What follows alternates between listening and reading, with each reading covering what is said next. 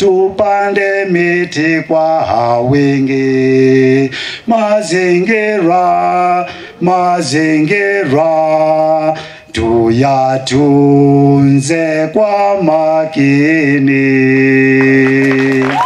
Only us and us must prevent pollution. So please keep our environment clean.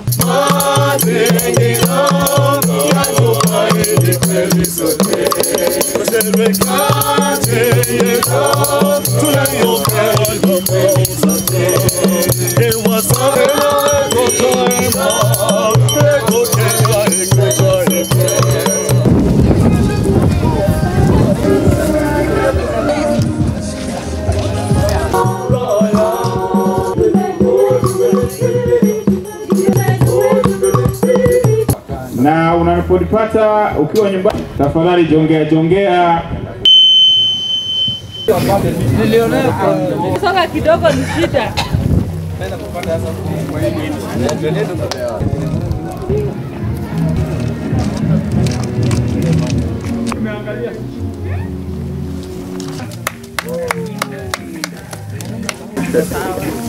Na video kipiga.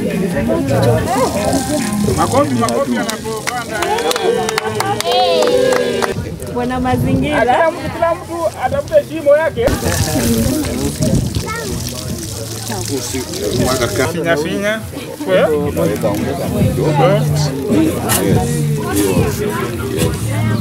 Alafu unaweka maji, leta maji.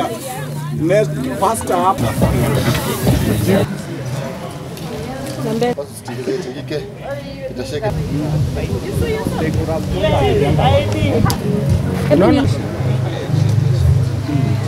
Naenda huko. Chini.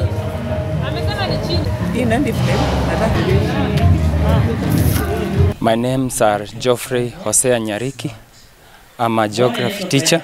I'm the founder and the CEO, Clean and Green Athlinks, which we initiated in 2021 when I was transferred from Marsabit. I have been championing for environmental and climate change issues since I was a young kid, because my home was built in a forest, so I enjoyed climbing trees and enjoying that serenity of environment. That's why I've always championed for environment. So in my former school, Marsabit Boys, I initiated Clean and Green Revolution, where we planted 3,000 trees in Marsabit, which is a desert. So when I was transferred here, I continued with my agitation for climate issues, and I initiated Clean and Green Athlinks in 2022, November, by collaboration between the community and my school, Tumaini House Secondary. So far we have been able to do rehabilitation of River Ndarugo by removing plastics and all the waste which has been dumped in the river. We have also been able to establish 3 nursery beds in 3 schools, in Barut Primary, Tumaini House Secondary, where I'm teaching geography, and also we have another one in Kiptenden. Yeah, so those are the 3 nursery which we use to bring up seedlings which we plant out here. So far we have planted more than 3,000 trees around here. We have also a project which we'll be doing next year, which is called Hay Project, which will be empowering farmers on farming, on resilience farming practices. So today we are here for what we call Climate Awareness Festival. This is a project in partnership with USAID and YALI and also Kenyatta University. This is a project which is mostly given to YALI alumni who are implementing projects in their community. So as part of the alumni, we applied for this project and we were awarded. That's why this is the first milestone of creating awareness to the community on matters climate. So we have brought policy experts who are talking to the community, educating them about how to do climate resiliency and adaptation. We have also engaged artists who are themed on climate and also environment issues. And also we have invited local leaders who are also engaging the community by advising them on matters of the environment. So the Climate Awareness Festival is three-pronged: artist performances, climate experts, speakers, and also we have local leaders who are advising. We also have exhibition. I forgot exhibition, like today we have exhibition from Remo Agritech, and also we have women from around here who are recycling bags which are used for baby diapers. You can imagine baby diapers being used in very good good bags which are trying to curb dumping of such bags in rivers. So the project is 3 milestones. This is the first milestone of Climate Awareness Festival. We have the second milestone of youth green skills training for youths. So once we are successful in this project, I'm sure the USAID will be able to enable us to move to the next milestone, which is empowering youth with green skills, whereby they will be able to be empowered such that they will be able to create their own jobs, and also they will be able to be self-sustainable. And the last milestone will be able to empower these youths. After getting the skills, they will be able to establish work around here. So we're looking forward at moving all those milestones if we have very good network and also collaboration with the community. So far, we have faced various challenges. As a young group of just 1 year, infusing the community and also infusing local leaders has been hard, but we have tried to look at ways in which we can collaborate, like what we can do for them instead of looking at what they can do for us. That's the best way we have navigated this challenge of conflict of interest with like political leaders around here and also local leaders. So they have been able to come on board because they have realized we are doing a lot in implementing whatever they are doing, and also we are creating, we are empowering youths around here, we are making environment around here good. Kwa majina naitwa Josephat Mokaya. Mimi ni director wa kampuni inaitwa Rema Agritech. Rema Agritech iko based in Kisii County na Homa Bay County in a place called Oyugis. Kitu ambacho tunafanya kama kampuni, tuna promote, kuna teknolojia ya ukulima ambayo inaitwa multi-story garden, ambao tunaipromote kwa women, wanawake na vijana ambao wanapenda ukulima. So kitu ambacho tunafanya kwa saa hii, tunataka hawa wakulima, hawa wanawake na vijana waweze kuingia katika ukulima inaitwa climate smart farming. Hii climate smart farming tunatumia teknolojia inaitwa multi-story garden technology kuproduce ama kupanda mboga za kienyeji ambazo kwa sasa ni managu na saga kwa sana, na tumeweka a demo farm in Oyugis. Sasa hii demo farm inatumika kuwafunza jinsi ambavyo wana install hizi gardens na vile wanapanda hizi mboga. Na ni kwa nini tunafanya hivi? Kwa sababu siku hizi ukulima na mvua imekuwa sana, huwezi tegemea mvua kabisa, kwa sababu climate change imeaffect sana pattern ya mvua. Sasa kitu tunafanya, tunajaribu kuambia saa hii tunaweza fanya ukulima kwa njia tofauti. Sasa hizi gardens zinatumia maji kidogo, alafu pia space kidogo. Unaweza produce mboga nyingi kutoka kwa space kidogo. Na baada ya kuproduce hizo mboga bado unaweza save ama unaweza store. So kitu tunafanya saa hii, tunafanya kitu tunaita solar drying. We have a solar drying technology ambao tuna dry zile mboga kutoka kwa shamba, alafu tunazipackage. Sasa hizi mboga tukishazi dry, unaweza tumia hata tuseme hata mwaka 1.5 ujao. So hiyo ndio tunafanya, na hizi mboga sasa zinaweza tumika na watu ambao wako seriously affected by climate change, especially the northeastern part of Kenya. Tuko na vijana wetu ambao wana supply kwenda hizo site za Kakuma, na tunafurahi sana tukiona vijana wanajihusisha kwa ukulima na kutumia hii teknolojia. Na mwito wetu kwa hao vijana ni siku hizi si lazima ubebe jembe uende shambani. Unaweza tumia hizi gardens, uproduce vegetables, uproduce kila kitu ambacho kinatakikana kwa ukulima bila kubeba jembe yako kubwa, yani kitu inaitwa climate smart farming. Na waendelee kufanya hii. Na hii teknolojia ambayo inaitwa multi-story garden technology, tuko free, tunaweza wafunza, hivyo ndivyo tunafanya kwa sasa. Alafu kisha tukishafanya hivi, nafikiri tutachangia sana katika hii conversation ya mambo ya climate change. Jina langu ni Kering David. Mimi ni Senior Chief Barut Location. Siku ya leo nimefurahi kuwa mahali hapa kwa sababu siku ya leo ni tumeweza kupanda miti katika shule mbili, Barut Primary School na Tumaini House School.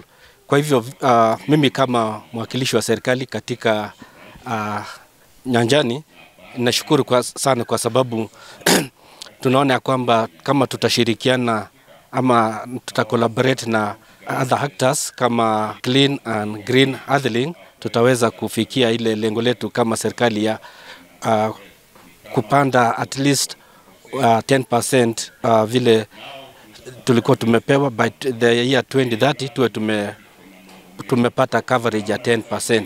Kwa hivyo sisi kama serikali tunajua peke yetu hatuwezi tukafikia hiyo kama hatutashirikiana na mashirika mbalimbali. Kwa hivyo kama mwakilishi wa serikali ama local administrator, huwa ninafanya kazi na vikundi mbalimbali, huwa nafanya kazi na mashule hasa kwa upande wa kupanda miti na huwa nashirikiana pia na kanisa na CBO kama Clean and Green Earthling. Kwa hivyo siku ya leo nimefurahia kwa sababu naona ya kwamba tumeweza kupanda miti. My name is Janet Jematia Kiprono. I am the project lead for Mazingira Safi Initiative, a project that is funded by USAID in partnership with Kenyatta University and Yali Regional Leadership Center, Nairobi. I'm also serving as the finance director at Clean and Green Earthlings. Clean and Green Earthlings is a community-based organization that is based in Barut location in Nakuru West sub-county. Our key mandate is to do projects that are inclined towards climate change mitigation, and one of them is tree planting. As an organization, we have been successful to be awarded a grant by the USAID team to implement a project that is called Mazingira Safi Initiative. The project is a 3-phase milestone project. One of them is the Climate Awareness Festival that we are currently undertaking. So that is the first milestone, followed by the education of young youths on green business skills, and then lastly on the establishment of eco-friendly car wash business for the community to create jobs. So for the first milestone, we are doing a community awareness creation on climate change matters. We are holding an event targeting around 500 community members, and this is where we have invited experts, climate experts, to talk about the need for environmental protection and tree planting so as to save Mother Nature. During the event, we have done tree planting, and also we are trying to sensitize the community on the needs of planting other trees, especially the ones that can survive in this climatic condition. We're also sensitizing them on fruit farming, to plant trees like passion fruits for fruit farming. We are also encouraging them to adopt practices such as river cleanup so as to clean the environment, and also the use of clean fuels. For example, the use of clean cooking, like the use of briquettes. That is what we're encouraging them to use. And also we're advocating for the use of biomass and biodiesel, because that is a clean kind of energy that will help reduce the emission of carbon dioxide to the environment. During the event, we have been successful in planting 200 seedlings at Barut Primary and also 200 in Tumaini Secondary School. And we've talked to the principal of Barut. Yes, the school does not have enough water, but we have struck a deal that they're going to get water from Tumaini House Secondary School to water the trees. And also we are going to employ somebody, the manager here, the watchman. He's going to take care of the seeds. We're going to pay them. So we have a nursery bed at Tumaini House Secondary School. We also have another one in the community, but the main one is at Tumaini House Secondary School. It has got about 2,000 tree seedlings of different varieties. We have got fruits and also trees. And the reason as to why we chose Tumaini House Secondary is because of the accessibility of water. There's enough water in the school, and also the security of the school is okay. And we've also struck a deal with them as an organization or as a community to work together in tree planting. So we have struck a deal together with the administration, and they have promised to support us. Normally we engage the students in the collection of the seedlings. We just walk to the field and collect the seedlings, and then we plant them. We propagate them in those nurseries for the planting of trees. I'd like to acknowledge USAID and Kenyatta University in partnership with YALI, Regional Leadership Center of Nairobi, for their support this far. It's actually through their effort that we, as Clean and Green Earthlings, we are able to implement this project. So we are super grateful for their input, and we promise to work together with them to ensure that Mazingira Safi Initiative project is implemented fully and it reaches to the community at large. We are also facing financial challenges. Like now, as you can see, we used a lot of money for realizing this. So going forward, we'll be seeking funds from various donors and partnerships so that we can be able to do more, since money is also needed in everything we are doing. Another challenge we are facing is continuous pollution of the river. And also sustainable solutions for this pollution. Like we can be cleaning the river today. What about tomorrow? What about the next few years? So we need multi-sectoral approach from leaders who will be able to enact policies to take serious measures for people and also industries who are polluting the river. Like now, River Ndarugo, if you go there, you will find syringes, very toxic chemicals, and they don't come from, some of them don't come from the community, some of them come from upstream in town, from industries, very big industries. So if the government enacts laws which are very strict, which are punishing or which are ensuring these companies are responsible for their actions, because we have various diseases which are breaking around here, endemic diseases, because of the pollution of the river. So they must be held accountable because they are killing a generation by pollution of that river. And our goal, we look at in future, in the next 5 years, we're looking forward at having an academy here which is empowering the youth, making youth ambassadors of climate change by also empowering themselves, by making them self-sustainable, being able to earn their own money. I have my own personal philosophy, like planting trees is not all in terms of fighting climate change. Actually, we can fight climate change by empowering the youth. If the youth are empowered, they won't cut down trees, because they cut down trees to sell them, to make charcoal to earn money. If these youth have a way to create money through green skills, they will be able to create their own jobs. They will not be able to be cutting down trees. They will not be encroaching the national park here. So we'll be living in harmony if we empower the youth. We won't be having even the crime rates around here, because the youths will be empowered, they'll be having a bread for their family. So I urge the government to concentrate on projects like this. Like now, look at this. These are projects from American people who have come all our way to support us.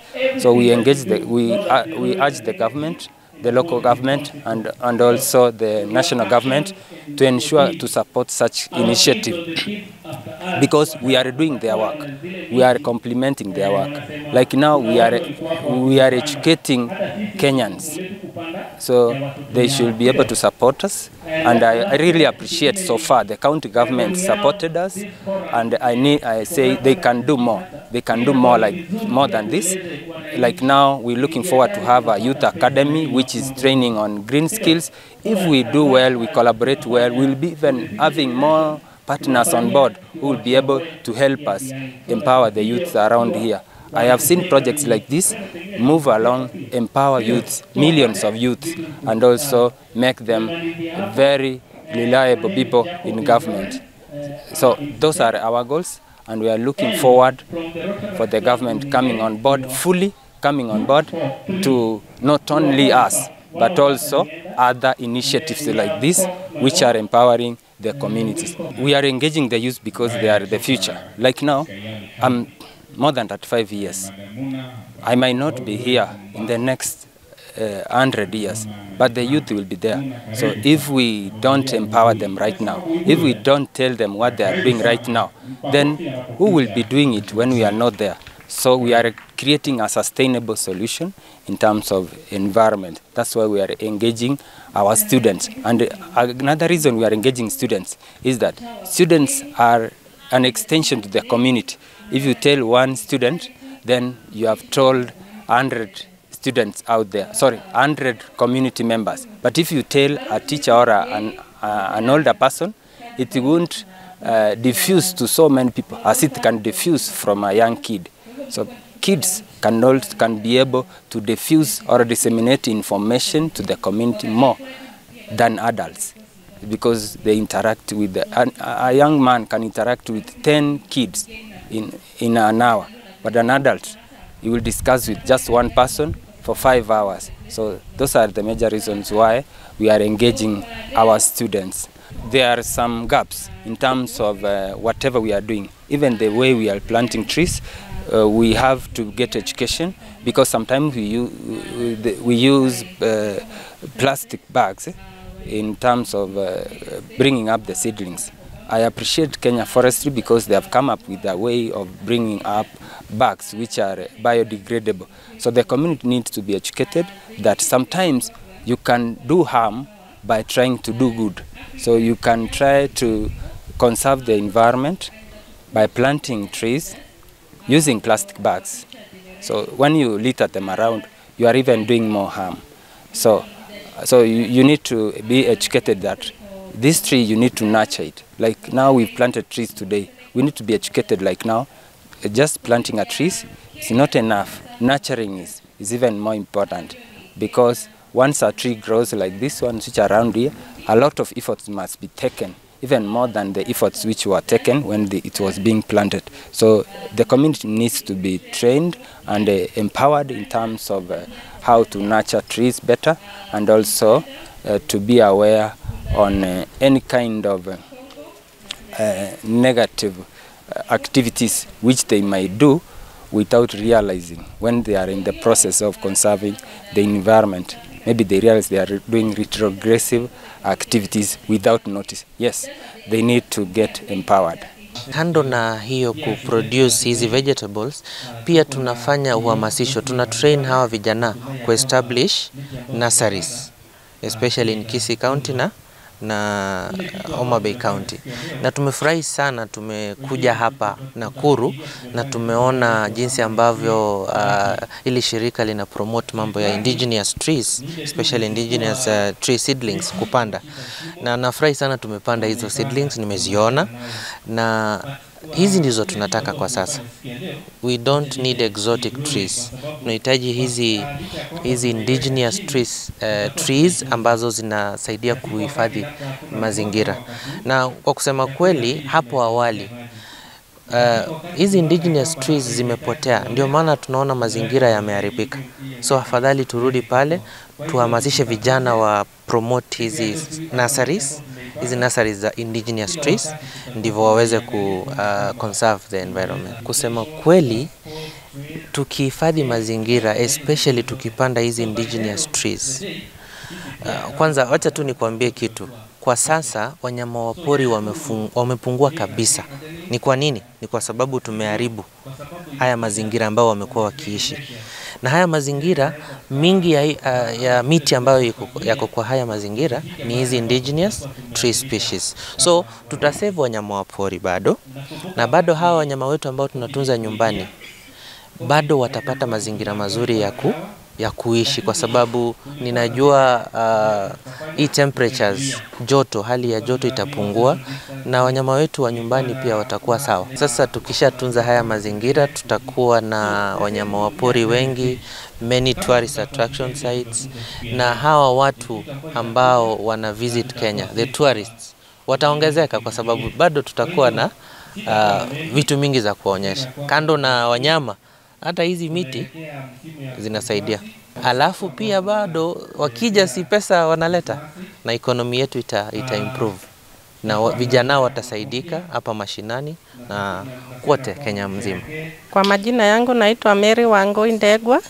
Mimi ni mkazi wa sewage. Nasaidiaka kazi kutunza mazingira ya area hiyo ya sewage.